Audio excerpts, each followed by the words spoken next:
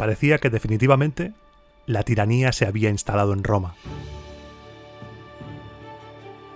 Cada día que pasaba, el pueblo se cargaba de más y más razones para alzarse contra el decemvirato. El vil asesinato de Lucio Sicio prendió la llama entre una parte del ejército, pero todavía teníamos que vivir la última canallada. Ese último atropello que sellaría para siempre el destino de Apio Claudio y de sus compinches. Hoy, en Roma Eterna, viviremos la caída del decemvirato, el juicio a sus miembros y, de postre, hablaremos un poco sobre las leyes de las 12 tablas. Coge tus mejores sandalias, que comenzamos.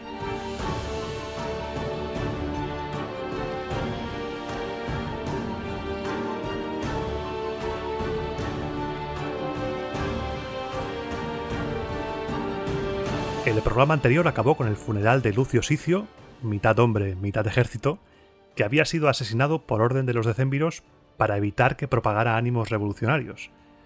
La misión tuvo éxito, mataron al viejo soldado, sí, pero ¿a qué precio?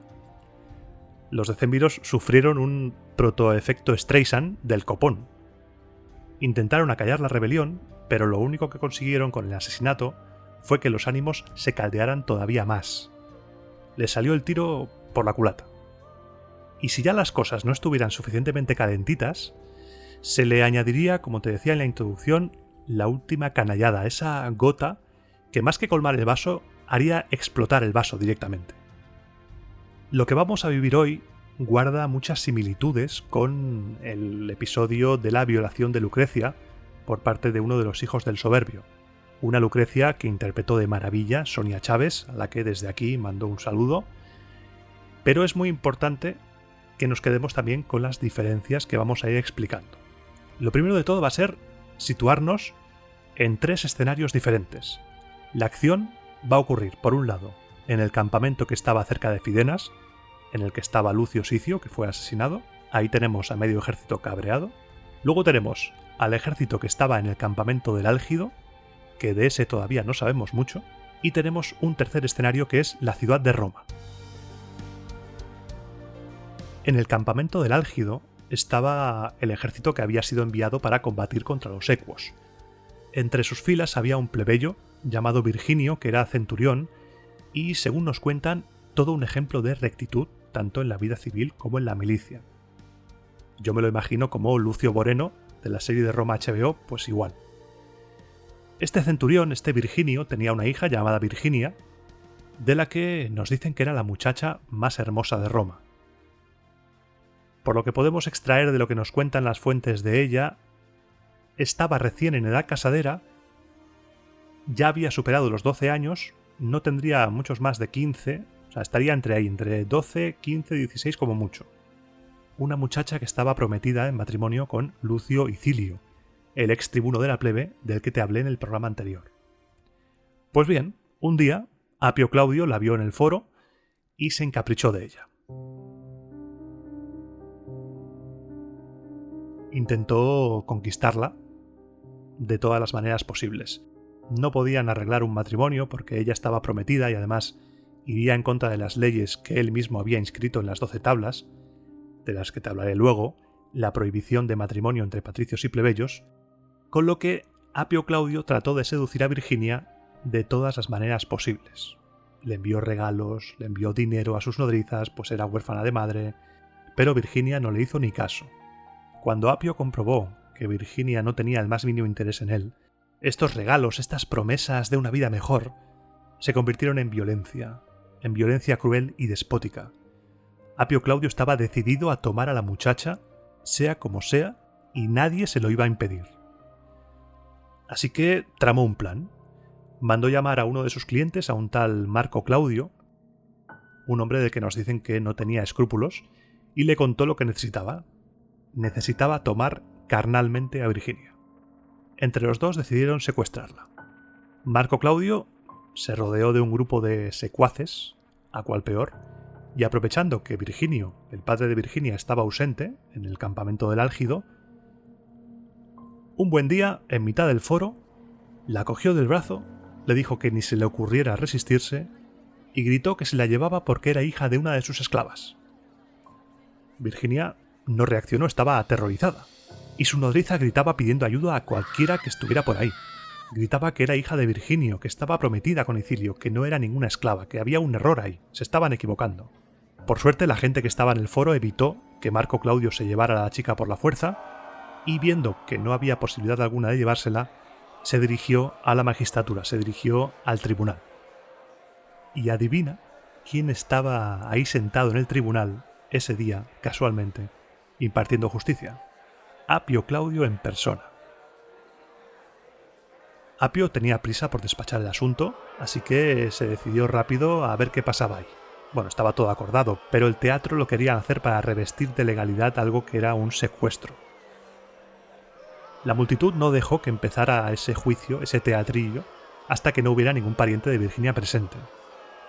Al rato, indignadísimos, aparecieron el tío materno de la joven, llamado Publio Numitorio, un hombre famoso entre los plebeyos, además acompañado de un grupo de amigos y parientes, y Lucio Icilio, el prometido de la chica, acompañado también de un numeroso grupo de jóvenes plebeyos.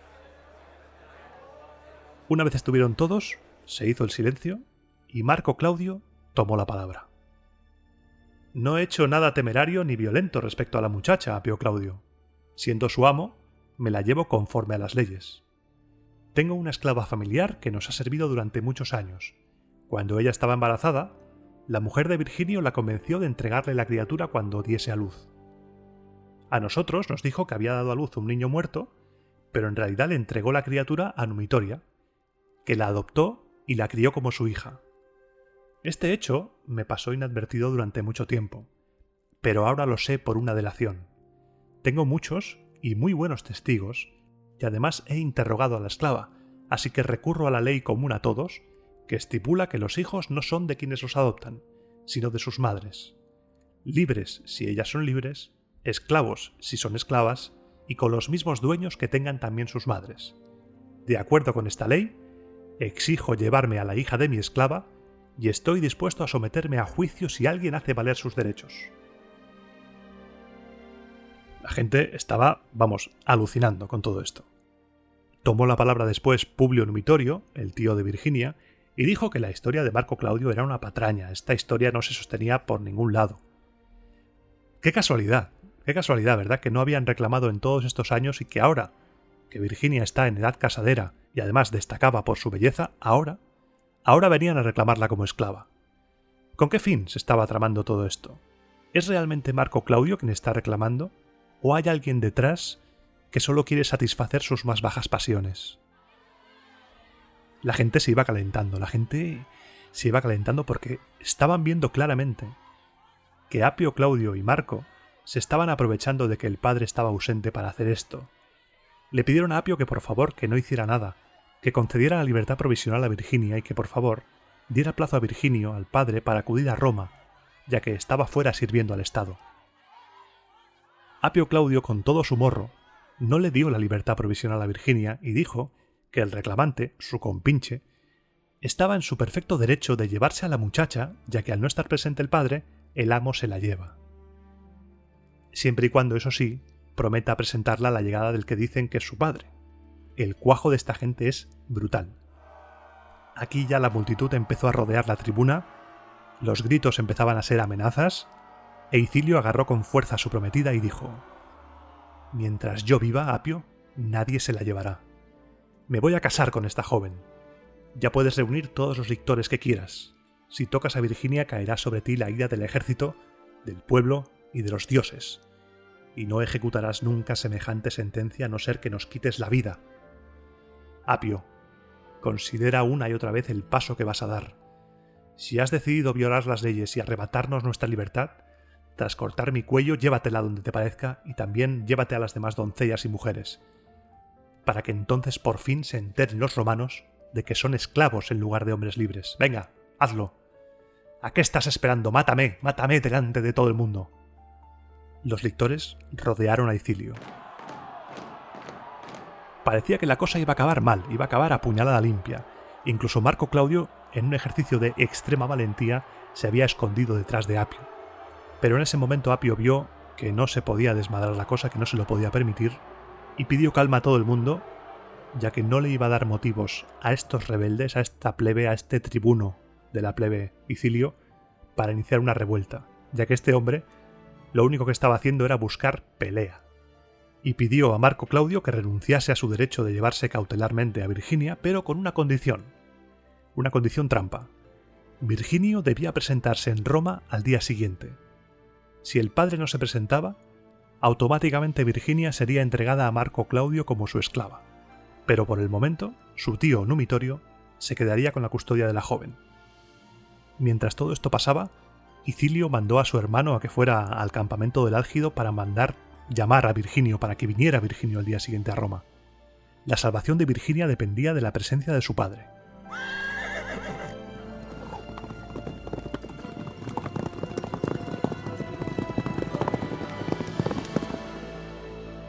Apio, por su parte, se retiró a su casa y tardó 0,0 segundos en escribir a sus colegas decémviros, a los que estaban al frente del campamento del Álgido, para que no dieran permiso a Virginio. Por favor, no les deis permiso a este hombre, haced todo lo posible, detenedlo, matadlo, lo que sea, que no se mueva del campamento.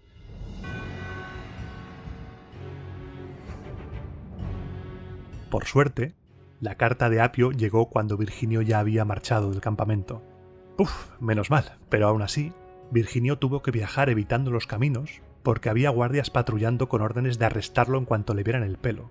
Apio Claudio lo dio todo para evitar que Virginio fuera a Roma. Pero llegó el amanecer y toda la ciudad estaba en el foro, en vilo, cuando de repente, imagínate la escena, aparece al fondo Virginio, vestido de luto, completamente de negro, junto a su hija, cubierta de andrajos, acompañados los dos de una comitiva de matronas y con un enorme grupo de gente dispuesta a defender su causa. A cada paso que daba, el centurión gritaba a la gente, se quejaba amargamente de todo lo que le estaba pasando. ¿De qué sirve que Roma esté a salvo si sus hijos tienen que sufrir como si hubiera tomado la ciudad del enemigo? Tito Livio nos dice que Apio Claudio subió al tribunal y, sin dar a Virginio oportunidad de responder, decretó que Virginia fuese tenida por esclava y que pasara automáticamente a la propiedad de Marco Claudio. Me gusta especialmente este punto del relato porque Tito Livio nos cuenta que no se fía de ninguno de los historiadores anteriores a los que ha consultado, ya que no le parece en absoluto verosímil nada de lo que cuentan, y solamente dice que Apio Claudio la condenó a ser esclava. Y aquí meto la versión de Dionisio de Halicarnaso, porque Dionisio cuenta que sí que tuvo ocasión de hablar la familia, e incluso presentaron testigos que dijeron que habían visto embarazada a la mujer de Virginio. Además, en la versión de Dionisio, aparece el propio Apio Claudio testificando en favor de su cliente, diciendo que recordaba perfectamente la historia que cuenta. El resultado, sea un autor u otro, es el mismo. Apio Claudio sentencia que Virginia es esclava legalmente de Marco Claudio. Todo el mundo se quedó como diciendo, ¿esto está pasando de verdad? ¿Esto es real? ¿Is this real life? Asombrados, paralizados ante semejante atrocidad. De manera arbitraria, sin pruebas, Apio Claudio había condenado a una joven plebeya libre a la esclavitud. Marco Claudio fue a echar mano de su propiedad, de la joven Virginia, pero en ese momento las matronas, como guardia de corps de Virginia, evitaron que la cogiera. Apio Claudio se levantó de su asiento completamente ido, mezclando este alboroto por lo de Virginia con unas supuestas reuniones secretas para levantarse la plebe contra los decémviros, totalmente desquiciado, y ordenó a un lictor que apartara a la gente y abriera paso al amo para que cogiera a su esclava. «Llévatela sin temor, Marco Claudio, pues las 12 hachas de Apio te escoltarán». La multitud se apartó y Virginia se quedó sola en el medio. Y aquí tenemos dos versiones diferentes. Una, la de Tito Livio, en la que Virginio le pide un momento a solas con su hija y con la nodriza para acabar de hablar el asunto, y otra, la de Dionisio, en la que le pide a Apio Claudio unos minutos a solas para despedirse de su hija antes de que se la lleve Marco Claudio. Apio, ya sea en una versión u otra, permitió esa última reunión de despedida padre e hija, y Virginio se llevó a su hija aparte. Se la llevó apartada un poco de la multitud, y mientras se alejaban pasaron cerca de una carnicería y Virginio cogió, sin que nadie se enterara, un cuchillo. Y una vez juntos y apartados, Virginio, con lágrimas en los ojos, la abrazó y mientras atravesaba las entrañas de Virginia con el cuchillo le dijo: «Te libero de la única forma que sé, hija mía».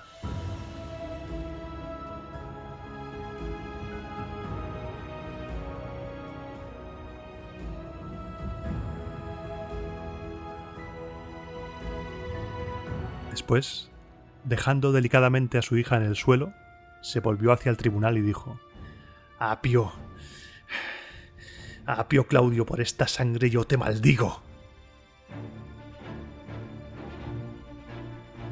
El caos se apodera del foro, todo el mundo gritando, todo el mundo yendo de un lado para otro, llorando, dándose golpes en el pecho, la gente como loca. Estaban viviendo un episodio trágico, no, lo siguiente. Apio saltó de su silla como un resorte y ordenó detener a Virginio. Virginio, protegido por la gente, escapó, llegó a las puertas de la ciudad y consiguió coger un caballo e irse. Y mientras tanto Icilio y Numitorio levantaron el cuerpo sin vida de la muchacha y lo mostraron al pueblo.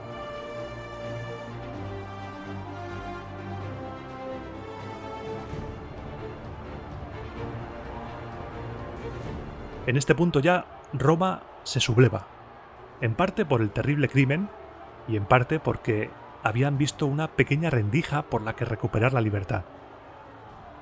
El cadáver de Virginia fue colocado en un lugar en el foro en el que podía verlo todo el mundo. La situación se descontroló del todo. La gente evitó que los lictores detuvieran a Icilio y a Numitorio. Incluso hasta los senadores Valerio y Horacio se enzarzaron con los lictores. La gente rompía las hachas de los lictores. La revolución estaba aquí. El senador Valerio se erigió en la auténtica autoridad, convocó al pueblo en asamblea y ordenó a los lictores que dejaran de obedecer a un particular, a Apio Claudio. Un Apio Claudio completamente abandonado y viendo que si se quedaba en el foro iba a recibir una somanta de palos, así que optó por cubrirse la cabeza y escapar a su casa sin que nadie le viera. Los parientes de Virginia prepararon el funeral más lujoso posible y llevaron el cuerpo en procesión por las calles más importantes de la ciudad. Toda Roma salía de sus casas a despedir a Virginia. Las mujeres le lanzaban flores, coronas, cintas, juguetes de niña. Algunas incluso mechones de su propio pelo que se lo cortaban y se lo entregaban. Los hombres también contribuían a su manera, con regalos. Cuentan las fuentes que algunos comprados y otros robados. El deseo de derrocar a los decémviros se apoderó de todos, pero nadie quería empezar una guerra civil. Así que de momento tenemos Roma completamente desbordada, en una situación dramática. Si Virginio conseguía llegar al campamento del Álgido y sublevaba al ejército, estaría todo perdido para Apio Claudio y los suyos. Se tenía que evitar a toda costa que Virginio llegara al campamento. Pero era demasiado tarde. Virginio estaba a punto de llegar. Y vamos a dejar por un momento a Virginio a caballo corriendo, a toda prisa llegando al campamento del Álgido, porque tú y yo vamos a hablar de un tema que ha surgido cuando yo estaba preparando el guión para este programa, y es el tema de Virginia. La historia de Virginia, sus similitudes con Lucrecia, y si realmente la familia de Virginia la defendía a ella o defendía a otra cosa. Y me explico.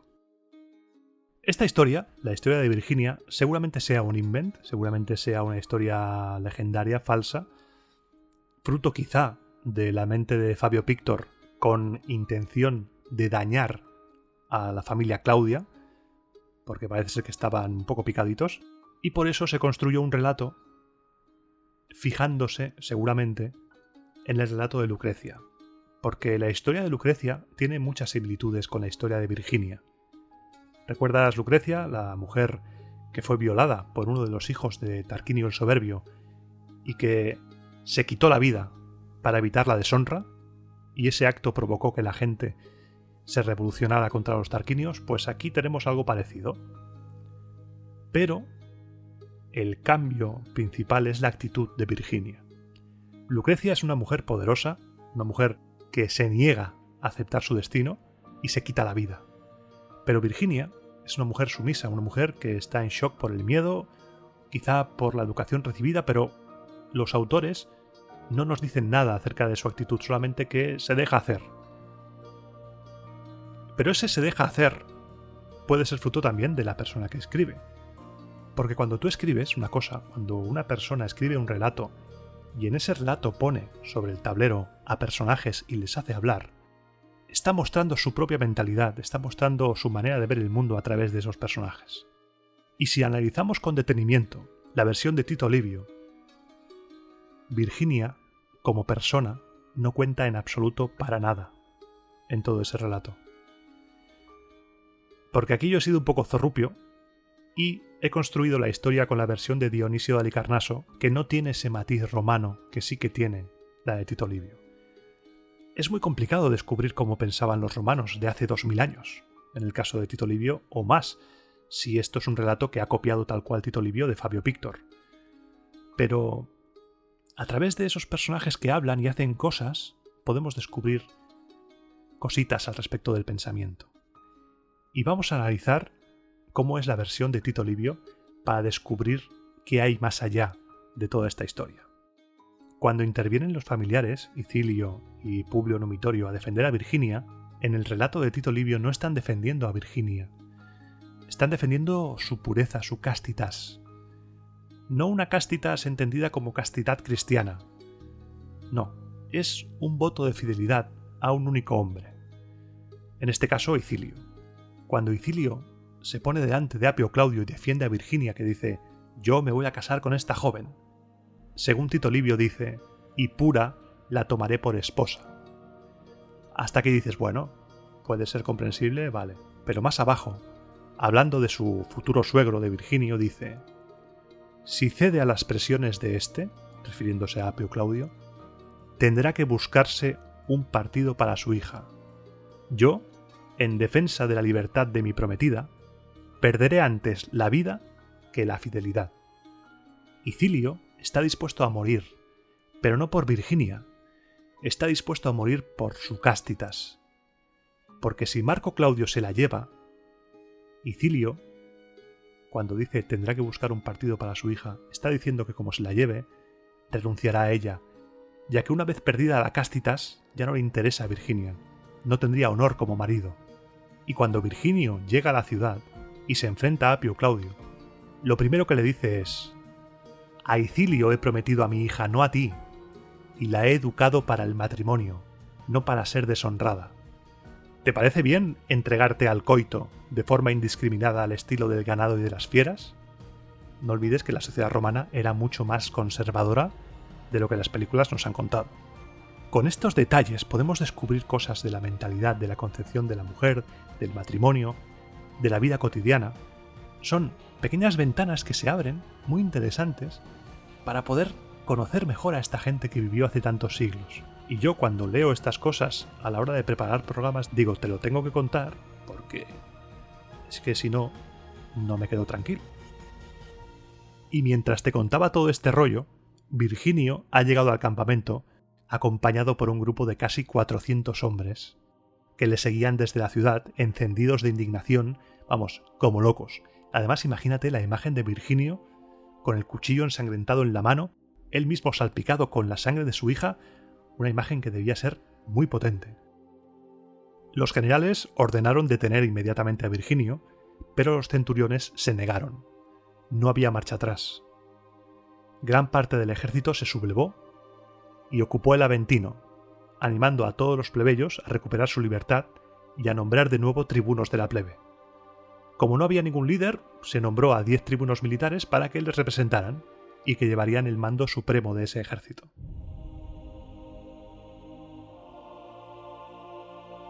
Eso sucede en el Álgido, y los del Álgido se van al Aventino. El otro ejército, el que ya estaba cabreado por la muerte de Sicio, recibió las noticias de lo ocurrido en Roma directamente de Icilio. Este ejército también se sublevó, nombró otros 10 tribunos militares y se unió al que estaba en el Aventino. Y ahí lo tenemos, el ejército de Roma en el Aventino, en plena secesión, con 20 tribunos militares al mando que eligieron a su vez a 2 líderes supremos, Marco Opio y Sexto Manilio. Nos cuentan también que no armaron jaleo, no destrozaron nada, se fueron allí al Aventino civilizadamente, tranquilo, oye, somos rebeldes pero somos respetuosos y tiramos las cosas a la papelera, somos gente limpia, gente ordenada. Cuentan que mientras tanto el Senado se reunía cada día, pero sin ningún resultado. Se dedicaban a pelearse entre ellos, a echarse en cara todo lo sucedido, a los decémviros el asesinato de Sicio, la lujuria de Apio, los desastres militares, ¿por qué todo lo hacéis tan mal? Y le pedían día tras día a Valerio y a Horacio que por favor fuesen al Aventino a negociar con la plebe y con el ejército. Valerio y Horacio se negaban a ir, salvo que los decémviros dimitieran de su cargo inmediatamente. Estando las cosas bloqueadas, Marco Duilio, un antiguo tribuno, informó a la plebe que con el Senado no había nada que hacer, que hasta que la cosa no estuviera realmente mal, no harían nada. Si ya teníamos al ejército y parte de la plebe sublevada en el Aventino, el resto de la plebe se vuelve a ir al Monte Sacro. Tenemos 2 secesiones en Roma a la vez. Roma se queda abandonada. Cuentan que había más lictores por la calle que gente. Finalmente, Valerio y Horacio son enviados a negociar con la plebe y las condiciones que pone la plebe son las siguientes. Me parece bien, volvemos a Roma, pero restableced el poder tribunicio, el derecho a apelación, que no hubiese represalias contra ninguno de los sublevados, tanto civiles como militares, y, como última condición, con respecto a los decémviros, entregádnoslos para quemarlos vivos. Se aceptaron todas las condiciones salvo la última, que dijeron, bueno, quizá entregároslos para que hagáis una barbacoa, quizá es demasiado. Lucio Valerio y Marco Horacio volvieron a la curia, todos estuvieron de acuerdo con las condiciones, todos no, menos los decémviros, que, bueno, no les hacía mucha gracia, pero no tenían más remedio. Se había acabado la partida para ellos. Game over, decémviros, game over. El Senado decretó 3 cosas. La dimisión inmediata de los decémviros, que Quinto Furio, pontífice máximo, gestionara la elección de nuevos tribunos de la plebe y que nadie fuese perseguido, tanto militar como civil, por esta secesión. Una vez levantada la sesión, después de emitir estos senado consultos, los decémviros se presentaron en la asamblea, dimitieron de su cargo y hubo gran regocijo. Y todavía estamos en el año 449. Los delegados del Senado se dirigieron al pueblo y dijeron: para bien, prosperidad y felicidad vuestra y del Estado, volved a vuestra patria al lado de vuestros penates, de vuestras esposas y de vuestros hijos, pero que la moderación de la que habéis dado muestras aquí, donde ninguna propiedad ha sufrido destrozos, a pesar de las numerosas necesidades para atender a tan gran multitud, que esa misma moderación os acompañe a la ciudad. Id al Aventino, de donde partisteis. Allí, en aquel lugar propicio en el que pusisteis los primeros fundamentos de vuestra libertad, elegiréis tribunos de la plebe. El pontífice máximo estará dispuesto para presidir los comicios.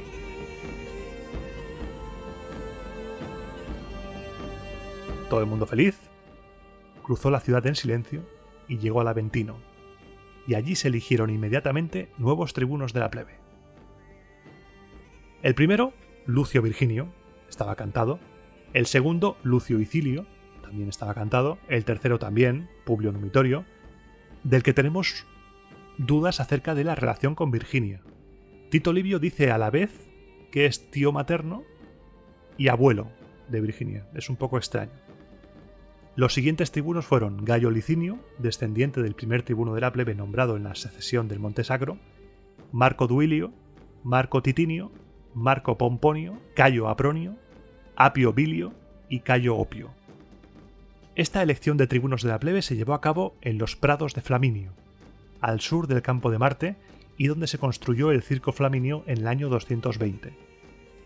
Actualmente se cree que el Circo Flaminio estaba, si abres Google Maps o visitas Roma, traza un rectángulo imaginario que empiece en la vía del Pórtico de Octavia y que vaya a la izquierda hasta la Piazza Benedetto Cairoli y que baje hasta el Tíber.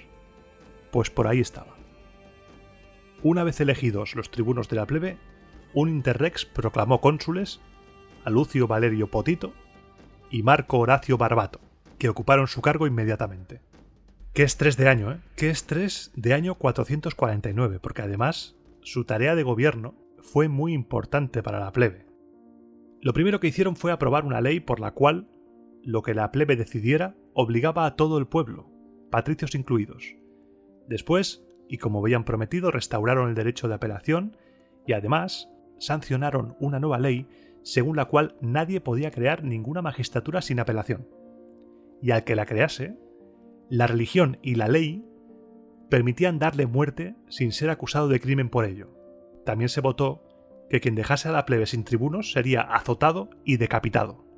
La cosa iba en serio, porque además también se proclamó de nuevo la inviolabilidad de los tribunos de la plebe, a los que aparte de darles la inviolabilidad religiosa, se les dio la inviolabilidad legal.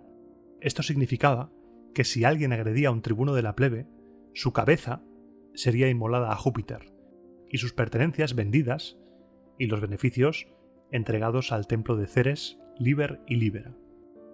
También se aseguraron de que los senadoconsultos, que antes se destruían o alteraban, fueran guardados en el templo de Ceres. Toda una batería de reformas legales a favor de la plebe que se aprobó sin ningún tipo de oposición de los patricios, porque de momento no les estaban tocando ninguno de sus derechos. Estaban dándole derechos a la plebe, pero no estaban quitando derechos a los patricios. Una vez recuperada ya la normalidad, los tribunos de la plebe decidieron que se había quedado buena tarde para la venganza. Había llegado la hora de juzgar a los tiranos.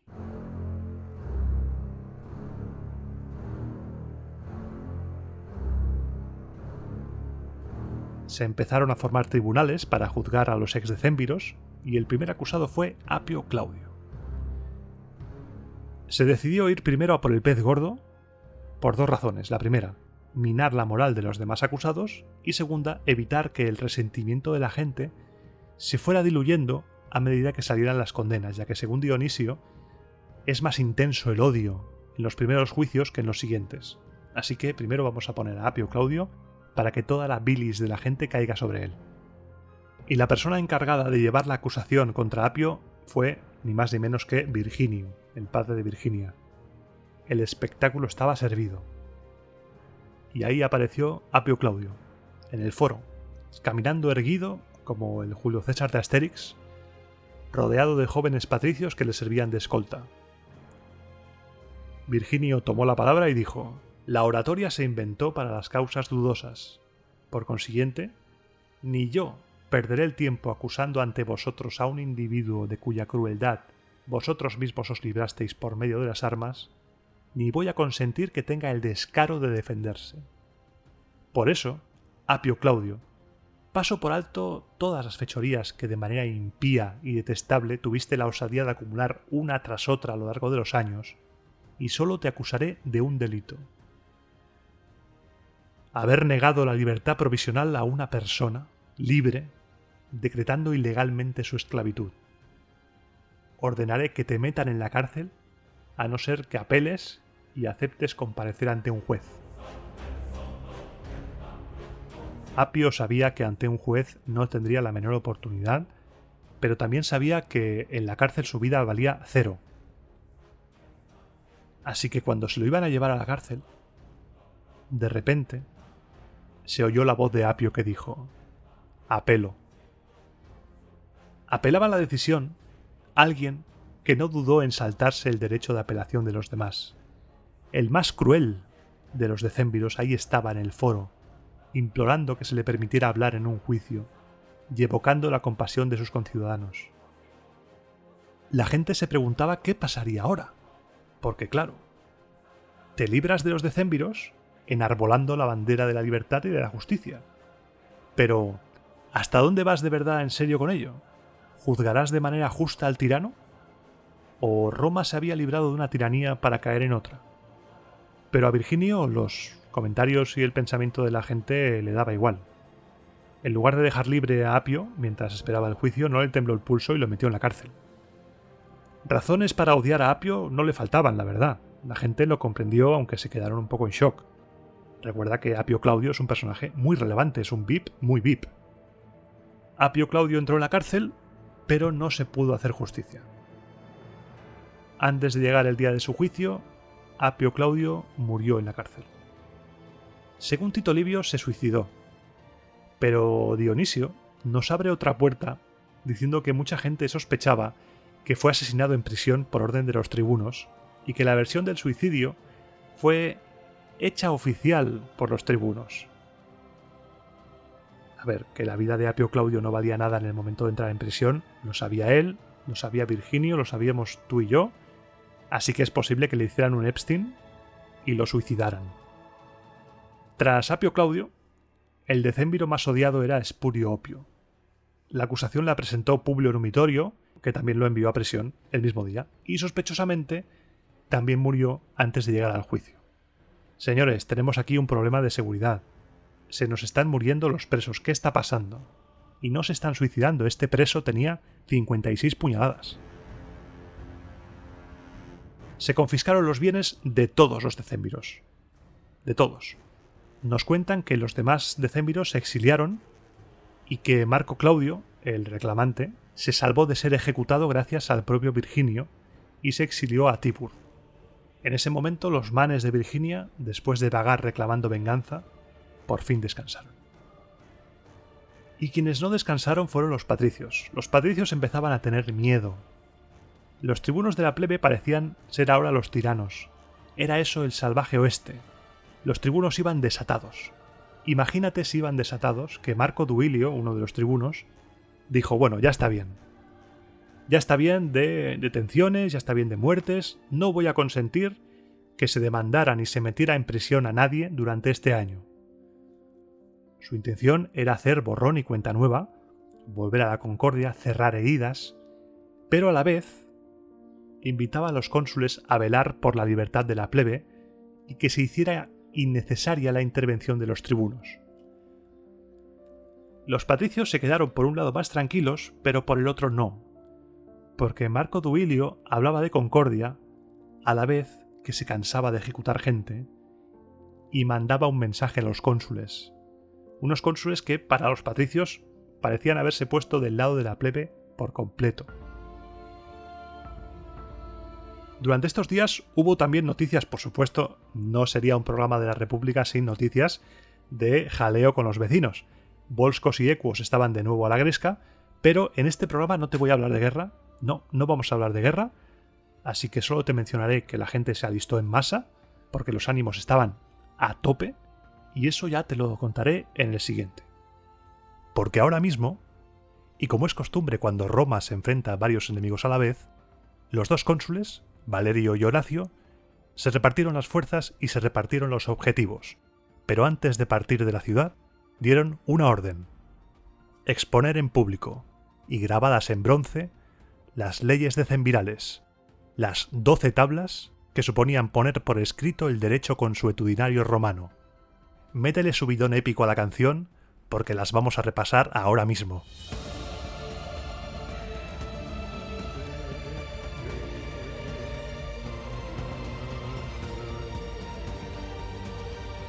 Sí que te contagia, madre mía, las 12 tablas. ¡12 tablas! Dame 12 tablas, dame 27 tablas. Venga ahí. Aquí cerramos todo ya, cerramos Tito Livio, cerramos Dionisio, no nos sirven. Dionisio, por ejemplo, es súper gracioso, yo me partí, porque dice textualmente Dionisio de Halicarnaso sobre las 12 tablas. Sobre las leyes romanas que encontramos escritas en las 12 tablas, no convenía hacer ninguna mención, a pesar de ser tan respetables y tener tal superioridad en comparación con las legislaciones griegas. Muy bien. Dionisio, dices que son superiores a las griegas, son muy importantes, son respetables, pero no convenía hacer ninguna mención. Me lo imagino escribiendo con rabia ahí, muy fuerte. Malditos romanos, no voy a hablar de las 12 tablas. Así que nada, nos va a tocar buscar. ¿Cómo podemos encontrar información sobre las 12 tablas? ¿Podemos encontrar información sobre las 12 tablas? Eso es lo primero. ¿Alguien tiene una copia? ¿Existe eso? No. No existe ninguna copia. Lamentablemente no sabemos con certeza lo que contenían las 12 tablas. No lo sabemos exactamente. Solo podemos hacernos una idea de su contenido a través de lo que otros autores posteriores nos cuentan sobre ellas. Gente como Macrobio, Varrón, Plinio, Festo, Tácito, Gallo, un jurista provincial del siglo II después de Cristo, autor del libro más antiguo destinado a la enseñanza del derecho, Las Instituciones. Gente como Ulpiano, Pomponio, Gelio. En la Constitución del emperador Gordiano y en la de Diocleciano también se hace referencia a las 12 tablas. O incluso en las Instituciones del emperador Justiniano, publicadas en el año 533 de nuestra era, cuando ya había caído el Imperio de Occidente y sobrevivía el Imperio de Oriente. Tito Livio y Cicerón también nos habla de ellas. Cicerón nos dice que las 12 tablas, en su tiempo, todavía eran tan importantes que los niños se las tenían que aprender de memoria, y Pomponio dice que con ellas comenzó a fluir el derecho. Ten en cuenta que estamos todavía en una época prácticamente legendaria. La fiabilidad de la información que tenemos sobre los 3 primeros siglos de la historia de Roma es escasa, por ser amables. Tito Livio, cuando empieza a escribir su historia, se excusa en la falta de fiabilidad debida a la destrucción originada por los galos en la ciudad de Roma en el año 387. Ups, spoiler. Pero como te he dicho alguna vez, aunque casi todo sea legendario, siempre podemos extraer cosas interesantes. Este siglo V que estamos viviendo ahora fue, quitando los adornos de las historias legendarias, una época de conflictos sociales en la que poco a poco se fueron cambiando las cosas y se fue transformando el Estado romano. La ley de las 12 tablas es el primer cuerpo normativo escrito del que tenemos noticia en Occidente, y además no fue derogada por leyes posteriores. Veremos cómo poco a poco a lo largo de los siglos los plebeyos fueron ganando derechos, magistraturas, poder, hasta conseguir la igualdad legal, formal, en el año 287 con la Lex Hortensia. Todo este relato del decemvirato de Virginia es un gran invent, pero quizá hay cositas que no fueron tan invent. Por ejemplo, todo el tema de la embajada griega, los investigadores se inclinan a pensar que realmente pudo haber pasado. Unos emisarios de Roma enviados a Grecia, pero no a Grecia, sino a la Magna Grecia, que les pilla más cerca. Además, se han encontrado similitudes entre las 12 tablas y algunas leyes griegas antiguas, así que tampoco sería tan descabellado. Luego también está el hecho de si las 12 tablas son realmente un documento legal del siglo V o son una recopilación de leyes posterior. Y hay un precepto en las leyes, hay un artículo que dice que un ciudadano romano no podía ser vendido dentro de la ciudad como esclavo por deudas. Dice que la persona insolvente debía ser vendida más allá del Tíber, trans Tiberim. Roma no se extendió hasta más allá del Tíber hasta la toma de Veies en el año 396 a.C., así que ese artículo concreto sí que debía ser anterior a ese 396. Otro tema también es el contenido. El contenido de las 12 tablas puede parecernos cruel desde nuestro punto de vista, pero eran unas leyes sencillas, claras y directas. Haces esto, te pasa esto. Y se cree que la estructura era más o menos la siguiente. Las tablas 1, 2 y 3 contendrían derecho procesal civil, las tablas 4 y 5 derecho de familia y sucesiones, las tablas 6 y 7 sobre negocios, el nexum y los poderes de tutela, las tablas 8 y 9 el derecho penal, en la 10ª el derecho sacro y las tablas 11 y 12 son un popurrí que traerían cosas como la prohibición del matrimonio entre patricios y plebeyos. Parece ser que estas leyes recogían 8 clases de penas: pecuniaria, prisión, azotes, talión, ojo por ojo y brazo por brazo, infamia, destierro, esclavitud y muerte. Y ahora ha llegado el momento de repasar algunos artículos, ¿no? Venga, vamos a ir al turrón. He utilizado para consultar esto un estudio de las 12 tablas realizado por César Rascón García y José María García González de la editorial Tecnos.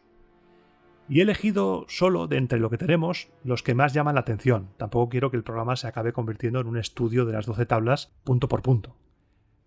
Por ejemplo, de la primera tabla me llama la atención ya el primero. Si uno es llamado ante el magistrado, vaya. Si no va, llámese a testigos, y entonces apréndasele. Si se demora deliberadamente o trata de escapar, échensele las manos encima. Si estuviera impedido por la enfermedad o por la vejez, se le proporcionará una montura. Queda escrito. Si te llaman, vas, y punto. Y como no vayas, vamos a por ti. En la tabla tercera encontramos por escrito el tema de la esclavitud por deudas. El término, según derecho, para pagar la deuda reconocida sea 30 días. Inmediatamente después, llévesele ante el magistrado. Si no cumple lo juzgado o nadie sale en el acto garante por él ante el magistrado, llévelo consigo el acreedor y átelo con una correa o un grillete de al menos 15 libras o, si quiere, de más. Aún en ese punto se permitía pactar, y si no pactaban, se les mantenía encadenados 60 días. Durante ese tiempo eran llevados al comicio ante el pretor, pregonando por la ciudad la cantidad por la cual habían sido condenados. Transcurridos 3 días de mercado, si no se había satisfecho la deuda, el acreedor le podía matar o lo podía poner a la venta transtiberim. Después del tercer mercado, córtesele en pedazos. No se andaban con tonterías aquí, ¿eh? En la tabla cuarta encontramos el famoso si el padre vende 3 veces a su hijo, el hijo queda libre del padre. Según Cicerón, componer una canción que injuriase a otra persona se castigaba con la muerte en las 12 tablas. Los raperos en la antigua Roma tenían que andarse con mucho ojito. Si alguien rompe voluntariamente un miembro a otro, a no ser que pacte con él, aplíquesele el talión. Vamos, que me rompes un brazo, pues yo te rompo otro brazo a ti. Si cometió un hurto de noche y se le mató, sea muerto legítimamente. Según Gelio, por las 12 tablas, el que resultase convicto de prestar falso testimonio sería arrojado desde la roca Tarpeya. Ojo, cuidado aquí también, ¿eh? También dice Gelio que las 12 tablas castigaban con la muerte al juez que aceptase dinero para pronunciar una sentencia favorable a esa persona. En la tabla 10 encontramos también una cosa muy interesante sobre la vida en la ciudad, y es que pone: no se entierre ni incinere ningún cadáver humano dentro de la ciudad. Cicerón nos cuenta que en las 12 tablas se prohibió expresamente el matrimonio entre patricios y plebeyos. Pero te estoy hablando de memoria, creo que 4 o 5 años después, creo que 4 años después de lo que estamos narrando ahora, se va a legalizar el matrimonio entre patricios y plebeyos, así que duró poco. Y por último, Cicerón también nos cuenta que en las 12 tablas se recoge el derecho a apelar toda sentencia y toda pena. Como puedes ver, estas 12 tablas son un origen de incluso nuestro derecho. Tienen artículos, por ejemplo, si te citan y no vas, te vamos a buscar, eso actualmente también se da. El derecho a apelar también. Supusieron además en Roma una revolución en cuanto a seguridad jurídica.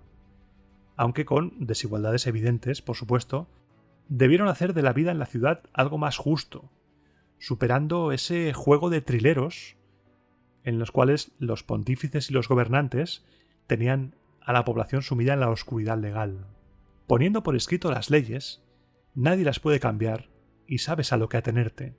Sabes lo que puedes hacer, sabes lo que no puedes hacer y sabes lo que te va a pasar si haces ciertas cosas. Las reglas del juego estaban al alcance de todo el mundo, y si no sabes leer, le pides a otra persona que te las lea y te las aprendes de memoria.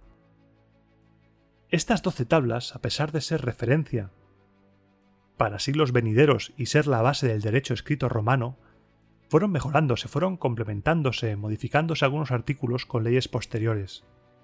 Durante todos los programas de Roma Eterna, estamos viendo que todo está en constante evolución, todo cambia. El sistema político, la sociedad, la religión y las leyes también fueron evolucionando. Pero sin duda, en este momento, a pesar de vivir todavía una época que tiene una capa, un rebozado muy gordo de leyendas y de invenciones, este momento fue un momento clave en la historia de Roma, porque por primera vez se pusieron las leyes por escrito y se marcó un antes y un después en la vida de los romanos. En ese momento, y gracias a ponerlas por escrito y hacerlas públicas, las leyes dejaban de ser un patrimonio exclusivo de la élite para ser patrimonio de todos.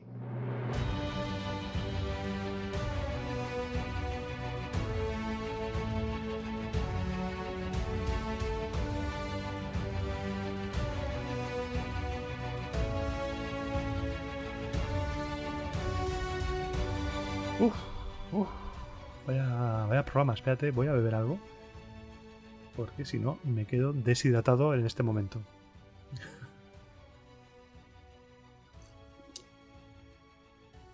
Estoy cogiendo por costumbre ponerme intensito en los finales y no sé a dónde va a llegar esto, ¿eh?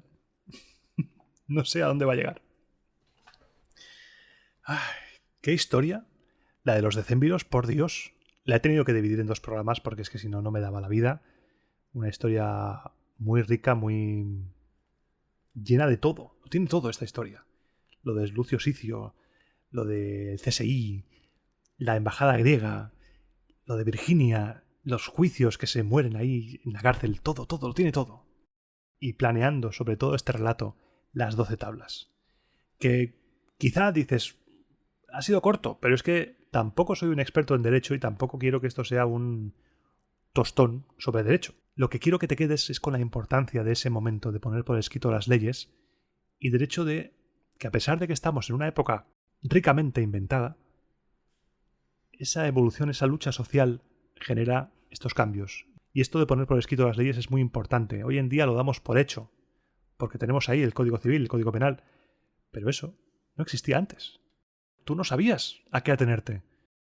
Y ahora me voy a inventar un ejemplo extremo. Vas caminando por la calle y pisas por un sitio que no puedes pisar. Te vienen y te detienen, tú no sabes qué has hecho, pero las leyes de los antepasados dicen que no puedes pisar por ahí. Vas a morir arrojado por la roca Tarpeya. ¡Hostias! ¡Hostias! Ahora, con las leyes por escrito, dices, a ver, tú te las lees y dices, no puedes pasar por ahí. Ajá, vale, no puedo pasar por ahí porque si no me tiran por la roca Tarpeya. Estupendo. Y no pasas por ahí. Dura lex, sed lex. Y hoy no voy a poner el ventilador porque voy a aguantar un poco. El otro día, cuando puse el ventilador y dije, bueno, ya limpiaré luego el sonido y tal, pensé, ¿y si pones también durante la grabación siguiente el ventilador? Y se oía un montón. Se oía un montón el ventilador. Puedes pensar, Iván, hay software que te permite eliminar el sonido. Yo es que soy un poco cafre con estas cosas, igual es que no sé hacerlo, pero lo he intentado y mi voz queda rara. Mi voz no tiene edición, no me gusta editar la voz. Mi voz es la que es, de vez en cuando sale un gallo, es lo más natural posible. He intentado que no se escuchen sonidos a X decibelios, tal, pero queda raro. Si procesas mucho tu voz, queda metálica, queda hueca, queda...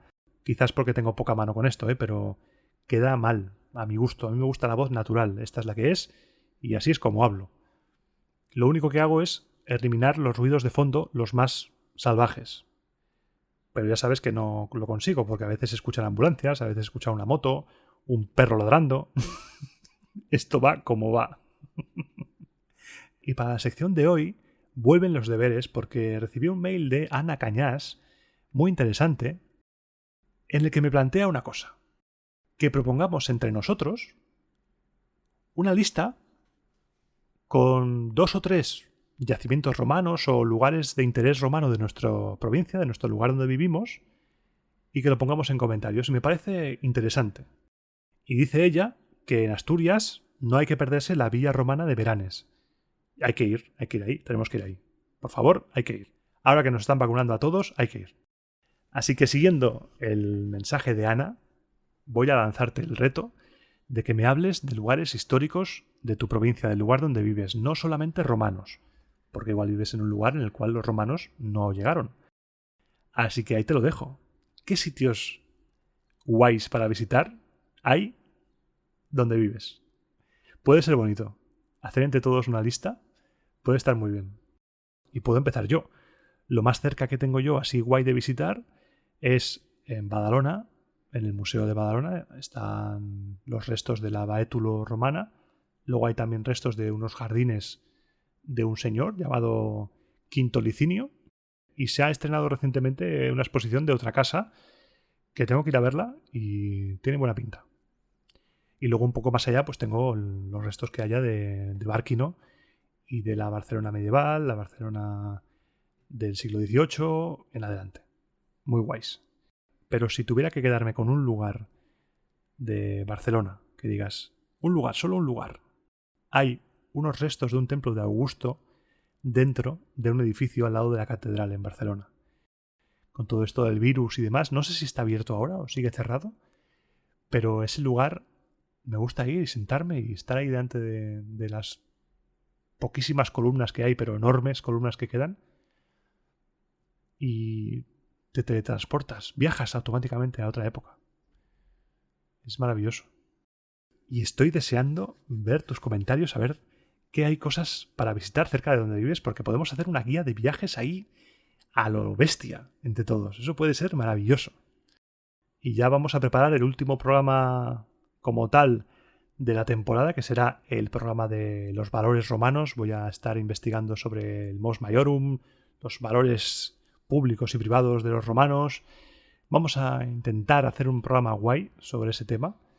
Y después vendrán los de los dioses, los programas veraniegos de agosto sobre los dioses, que van a estar muy chulos también, ya lo verás. Espero que te gusten mucho. Y antes de despedirme, voy a comentar cómo puedes ponerte en contacto conmigo si quieres. Puedes ponerte en contacto conmigo mediante correo electrónico a la dirección romaeternapodcast@gmail.com, o bien por Twitter en romaeternafm, o bien por Instagram romaeternapodcast. También puedes comentar lo que quieras, no solo lo del yacimiento histórico, lo que tú quieras en los comentarios de este programa. Y como siempre, es triste pedir, pero más triste es robar. Suscríbete, que es gratis. Si no lo has hecho ya, claro. Suscríbete, que es gratis, a Roma Eterna, para ver todas las notificaciones, todos los mensajes que yo escriba por ahí. Y si crees que este trabajo merece la pena tu dinero, puedes colaborar de dos maneras diferentes. Puedes colaborar suscribiéndote, apoyando de pago el podcast en iVoox, en el botoncito azul, desde 1,49 € al mes, o bien puedes invitarme a un chupito de garum, un chupito de posca, un chupito de mulsum, lo que tú quieras, en la plataforma Ko-fi, de la cual te dejo el enlace aquí abajo en la descripción de este audio. Y sin más, me despido, voy a poner la música, ahí está. Me despido deseando que te haya gustado de corazón el programa, agradeciéndote tu escucha, agradeciéndote que estés ahí cada 15 días, porque me das la vida, me das completamente la vida. Muchas gracias de verdad. Y como siempre, dentro de 15 días, pasa de lista, te espero en el siguiente programa de Roma a Eterna.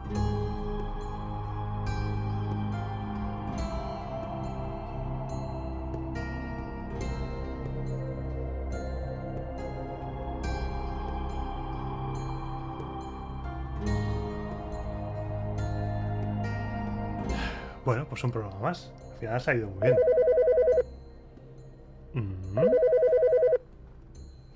Espera. Ya voy. ¿Dónde está? ¿Dónde está el teléfono? Debajo de la mesa. ¿Diga? Hola, ¿Iván? Sí, ¿quién es? Soy el Iván que está editando. Verás, es que te ha quedado corto el programa. Ha quedado corto y tenemos que rellenar con algo hasta la hora, clavada. ¿Y qué quieres que haga yo? A ver, Roma Eterna iba a durar media hora. Sí, claro. Y Augusto iba a restaurar la República, pero oye, se te calentó el morro y ahora programas de 1 hora, chato. A pechuga. Es que ahora mismo sin frío no se me ocurre nada. Pues puedes contar, por ejemplo, a qué dioses vas a incluir en la lista de los dioses de agosto, los programas de agosto, los cuadernos de dioses, ¿eh? ¿A qué dioses vas a poner, Iván? ¿A qué dioses? ¿Pondrás a Rómulo? Pues todavía no los he pensado. Seguramente aparezca Júpiter, Vesta, por el tema del hogar y demás. Igual Marte, Venus, estoy ahí. Minerva, Juno también es importante. Igual Jano también, pero claro, son 4 y es un inicio, habrá más, pero 4... ¿Y Rómulo? No, Rómulo no. ¿Y por qué no? Es el más grande de los dioses. Un momento.